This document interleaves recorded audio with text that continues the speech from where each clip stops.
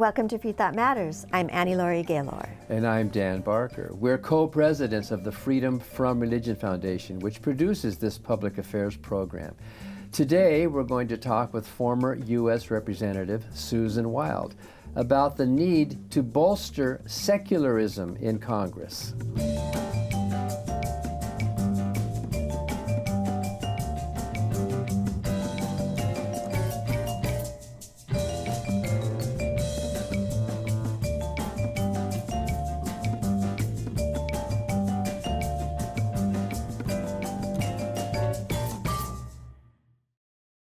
The Freedom from Religion Foundation, which produces Freethought Matters, is the nation's largest association of free thinkers. That's atheists, agnostics, and other non-believers.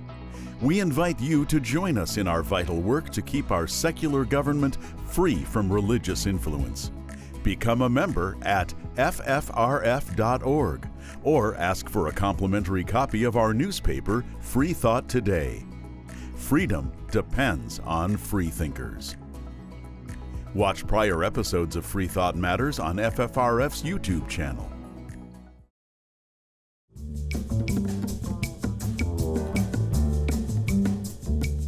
We're very pleased. Our guest today is former U.S. Representative Susan Wild, who was a member of the Congressional Freethought Caucus during her years in office. Susan Wild represented Pennsylvania's 7th Congressional District, which encompasses Allentown and its environs. We're so grateful for your service as a member of the Congressional Freethought Caucus and looking forward to your headlining this year's Reason Reception on April 29th, which is put on by our various secular groups for members of Congress and their staff. So welcome to Freethought Matters, Representative Wild.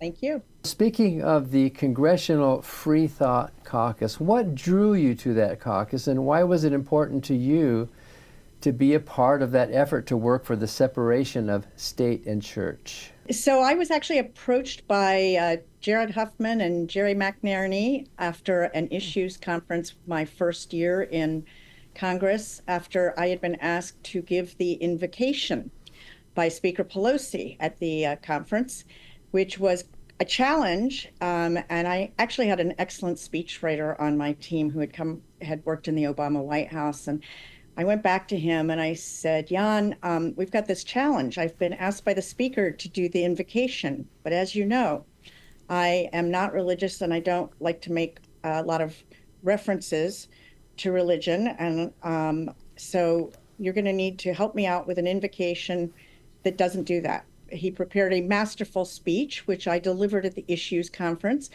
And Jerry and Jared were sitting at a table watching and obviously listening carefully, because as I walked off the stage, they said, come over here. And they said, we have a caucus we think you might like to join.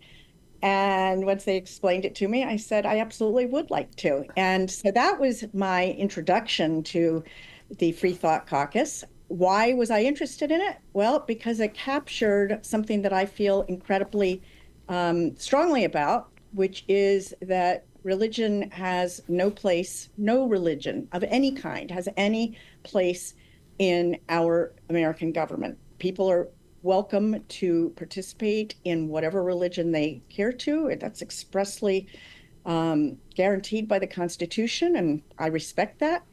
But no one should feel as though they have to practice a certain religion or that they have to practice religion at all.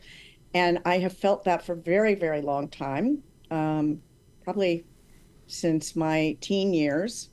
Although I did grow up in a family of, I guess, believers. My dad was Methodist and his father was a Methodist minister, so I'm quite certain they were believers. And my mother came from a long line of Quakers, which is what most of my growing up years, what we observed. And Quakers are a different kind of religion, as you probably know, and it sort of fit very well with secularism. And so, but in my adult life, I really had become almost, I won't say strident, but really, really concerned about the influence of religion on the American political process and government. So I was kind of a natural fit for the Freethought Caucus. And you know, we sued, the Freedom from Religion Foundation sued for Dan's right to give a free thought invocation, and since he has a ministerial ordination, he qualified, but we lost that lawsuit. Before Congress, Yes. During the time I was there, we had numerous discussions about trying to get an invocation done by somebody who was a free thinker, and it was consistently turned down. So after you gave your invocation, besides Huffman and McInerney, did anyone else notice it, or did they even miss the non-religion? No, and that was the challenge because, as most people know, Speaker Pelosi is quite religious and takes her faith very, very seriously. And I was a brand new member of Congress, and she was the speaker, and she was the one that had asked me to do the invocation. And so I really felt as though therein lay the challenge. But no, she didn't. She never said anything to me about it, and nor did anybody other than Jared and Jerry. That's very telling. So there was no pushback from it. Well, it may just be that nobody listens to those things. I don't know, but they clearly did. It's possible, huh? I used to be a minister, and I used to feel that way a lot. So we want to ask, during your time in Congress, were there moments when you looked around, like during a hearing or a floor speech or something, and you were thinking, okay, reason just left the building, and this is exactly why we need the Freethought Caucus? Happened all the time, whether committee hearings or speeches on the floor or just in ordinary conversation in our caucus meetings. I was consistently amazed at how many, and I'm not just going to say references to God. I mean, I don't have a problem if people want to, they have a First Amendment, right? You know, they can talk about God. But how often God was invoked as a reason for, and more of even greater concern was how often Christianity was invoked as a reason why certain legislation was needed or why a certain position was being taken. And that was very alarming to me. I represented a district that was very diverse in terms of religion. And, you know, aside from my personal beliefs, it was disconcerting to me as a representative of people, you know, who weren't Christian. In the early years of my marriage, I converted to Judaism, which is an interesting, not really for religious reasons. I was very attracted to some of the secular aspects of Judaism, and but I was thinking, and we have a large Jewish population, we have a very large Muslim population, a large Arab population, not all of which is Christian Arabs, and so every time these mentions were made, I thought to myself, how do people listening to this feel? And it really bothered me. So how did the Jewish community feel about the fact that Lehigh County has a Christian cross on its seal? That's a good question. I remember when you folks filed that lawsuit, and actually that I think is what brought it to most people's attention, because, you know, it's a big seal on the side of a room that people don't, they probably pay about as much attention to that as they do to my invocation, you know, at the issues conference. And what I think a lot of people were really surprised to learn that. And I don't know how the Jewish population in general reacted to it. I don't remember discussing it with them. But, you know, that's just to me, that's kind of the insidious creep of religion into our society, into a society that was formed on the premise, among other things, that the government could not force the establishment of a religion. And it was a big part of, you know, why we broke away from England. And so I just don't think people realize how deep it is. So you've always brought a mix of grit, wit, and straight talk to the House floor. Was there a moment where humor helped you cut through that noise or diffuse a tense situation in Congress?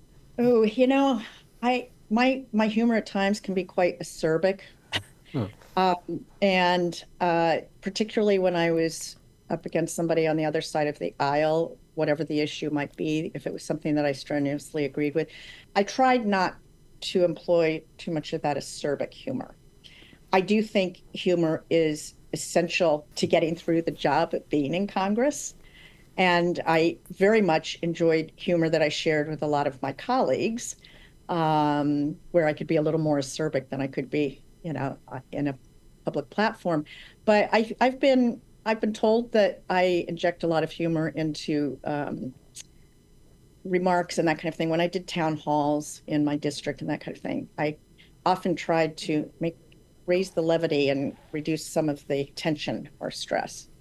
So you're headlining this year's Reason reception on April 29th as our keynote speaker.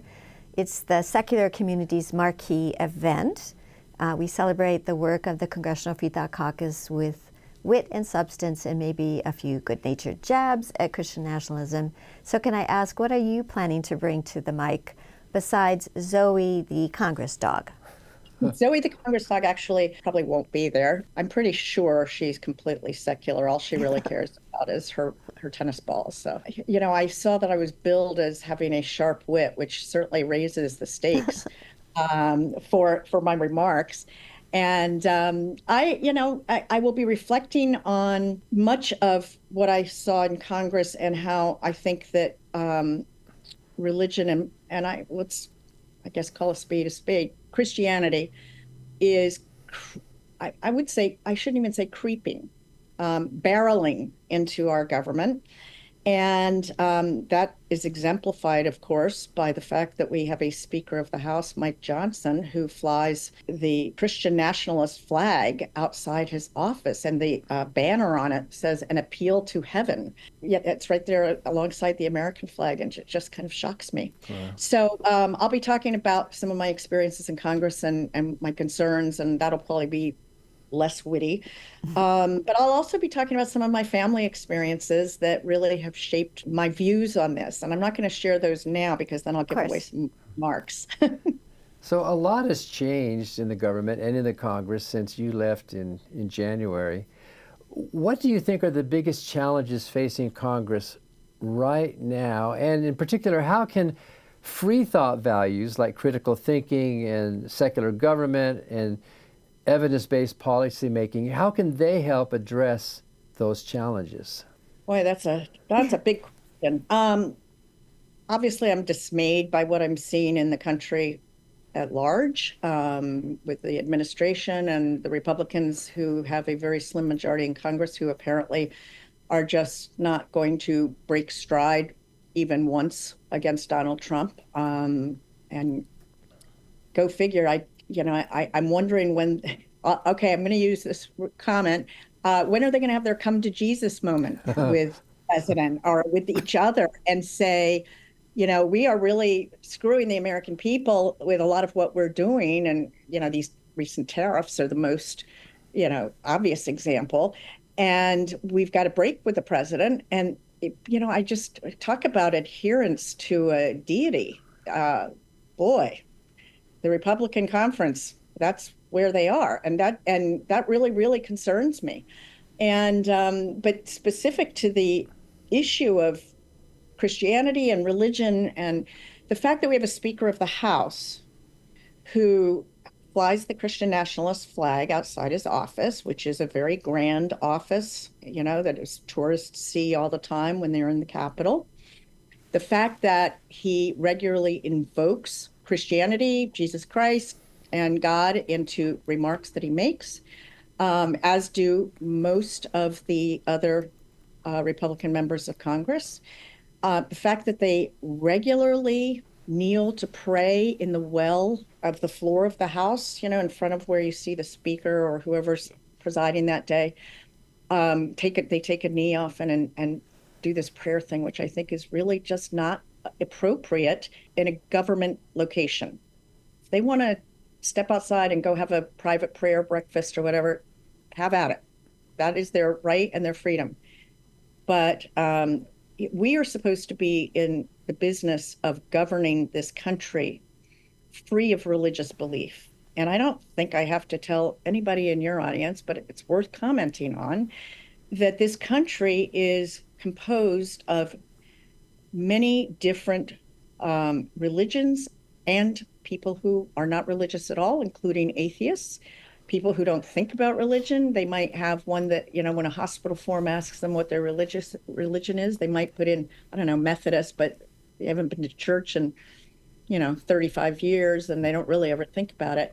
And then we have people, of other religions who are Americans, and yet they've got a government that is literally just constantly being influenced by, and although I'm going to take that back because I want to say something about that, but constantly the mention of Christianity is a real, I think, just a slap in the face to Americans who are not Christians. And when I backed off a minute ago about influence, I'm not original in this thought, but if you look at Christianity and you look at the history of Christianity and what Jesus said and so forth, what we are seeing in this country is about as far from that as we could possibly be. What's happening to immigrants, what's happening to people who are lawfully here and are being dragged off to another country or else a horrible prison in El Salvador. The fact that we are cutting food benefits and hot lunches at schools for kids who are hungry. I'm pretty sure Jesus wouldn't have approved of any of that. We're talking with Susan Wild, who was in the House of Representatives from 2018 until 2025. And when we come back, we want to talk about some of the issues you've championed.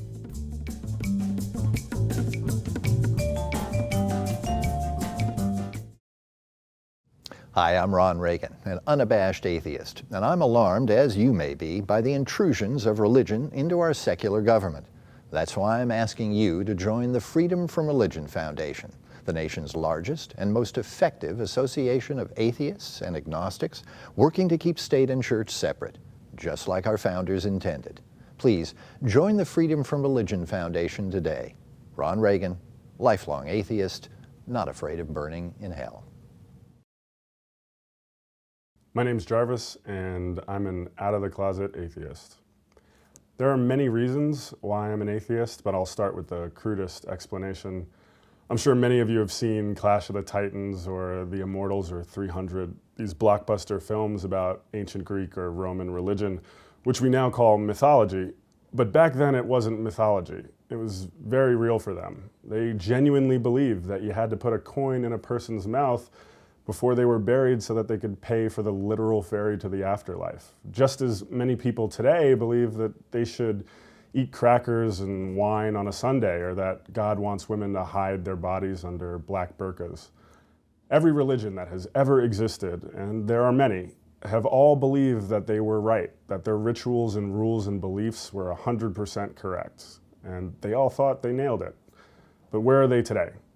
If they're not completely forgotten, they're on the silver screen, amusing us with their sword fights, animal sacrifices, and oracles. The religions of today are the entertainment of tomorrow. Everyone, I hope, is an atheist about Zeus and Apollo, Juno and Poseidon. I just added Jesus and Muhammad to that list.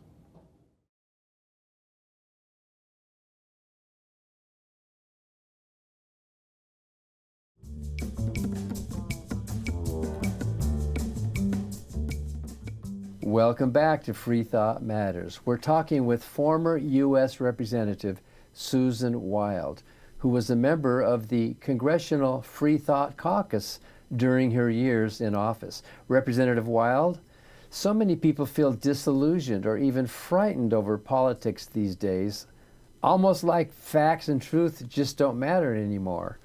What's your message for those viewers? Why does reason still deserve a seat at the table in 2025? Goodness. Well, I understand people's concern and pessimism. What we have been seeing, and particularly what is amplified on cable TV and so forth, is obviously deeply concerning, and I'm deeply concerned. And I'm particularly concerned about the lack of courage of the folks on the other side of the aisle in Congress and in the Senate who are not stepping up and really fighting for the American people. Having said that, there are a few things that really encourage me. One is the increasing numbers of members of Congress who have joined the Freethought Caucus just in the last year. Yes. It's great. It's still a very small caucus, and it's all Democrats. I'm sure there's not a Republican. Even if there was a Republican who was like-minded, I am quite certain they would not join. And I just, I always have to emphasize to people, this is about free thought. This isn't about saying, I'm an atheist. This, some of the members of the caucus are and some are not. The point is, it's about free thought and secularism and keeping government and religion separate. And so I like the fact that the caucus is growing. I don't know for this year, I was the only what we call frontline member of the caucus when I was in Congress. Frontline is the battleground districts with the really tough races, not safe blue, not safe red or blue. And but there's only 20 some in the whole country, and I was in one of them. And so that was often commented upon by other members of the caucus. And I just said, I feel so incredibly strongly about it that this is who I am, and I'm not going to shy away from it. But what happened after a year or two of being in the caucus was people started to notice back home. And I overwhelmingly got positive feedback on that. People who would come up to me and say, thank you for being part of that caucus. We didn't know it existed. We're very, people who were very, very concerned about the same issues that I'm concerned about.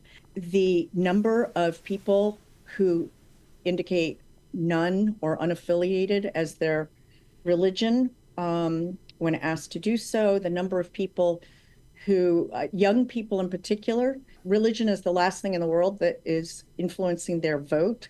But I have to say, I don't think we should ever lose our concern.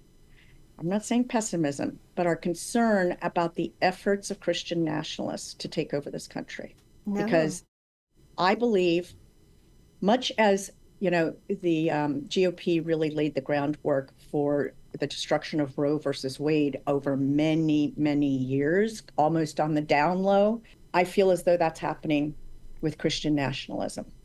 And that there are entire communities made up of people who are committed to making Christianity the law of the land.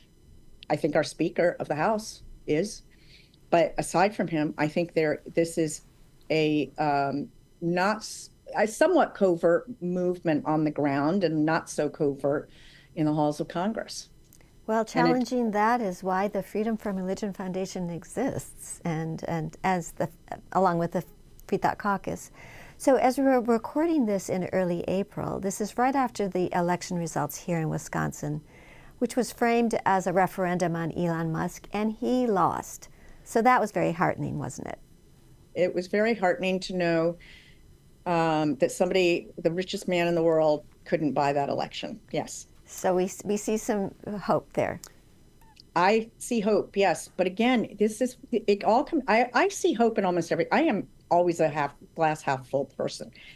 But I also am a glass half full person who never loses my concern. And that's what I caution people about. Like, don't think, we had this nice win in Wisconsin. And so obviously Democrats are doing better and, we're going to crush them in the midterms. Don't let up for 1 second. Yeah. So can I ask what you're doing now? Sure. So I'm spending half my time in Washington and half my time back home. By choice, I am doing a lot of work here in Washington, some political consulting, some working with candidates who are running. I am not going to run again next year, but I'm working very closely with people who are, and I want to help them and good candidates get elected. And I'm working with some think tank kind of people on policy issues, one of which happens to be secularism. I'm also deeply invested in childcare as what I think is one of the most important issues facing America going forward.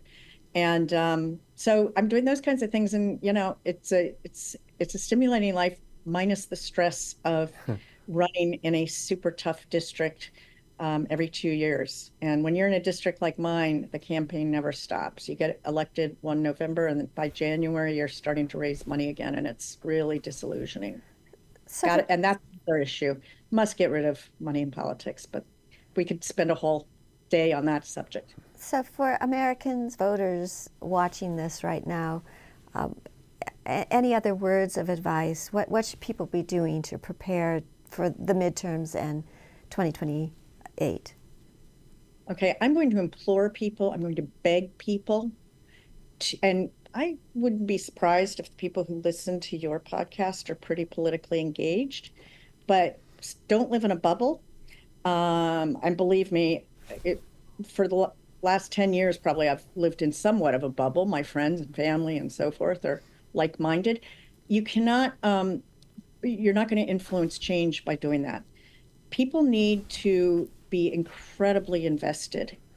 Every time I'm with people that are not part of my bubble, I'll hear multiple people say, I don't really follow politics. I don't really like politics.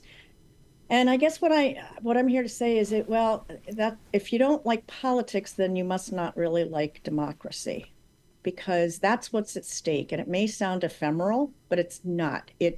People need to be out there talking to people about the issues that matter to them, number one. Number two, if you support freedom from religion, if you support secularism, please give positive feedback to members of Congress who are part of the Freethought Caucus, and do so publicly. Don't just tell them if you happen to see them at a town hall.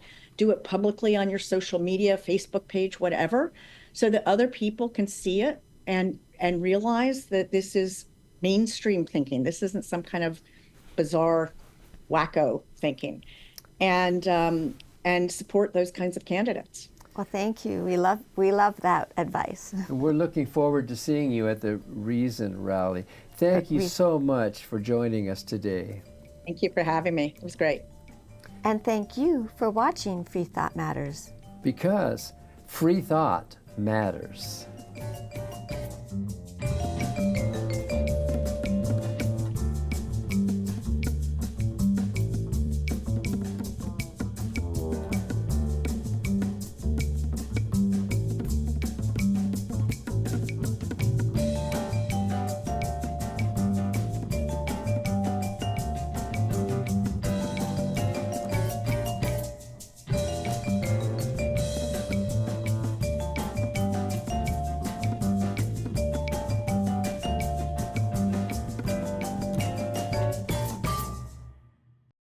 I believe in an America where the separation of church and state is absolute, where no religious body seeks to impose its will, directly or indirectly, upon the general populace. Let's restore respect for America's secular roots. Help the Freedom from Religion Foundation defend the wall of separation between state and church. Join us at ffrf.org. Freedom depends on freethinkers.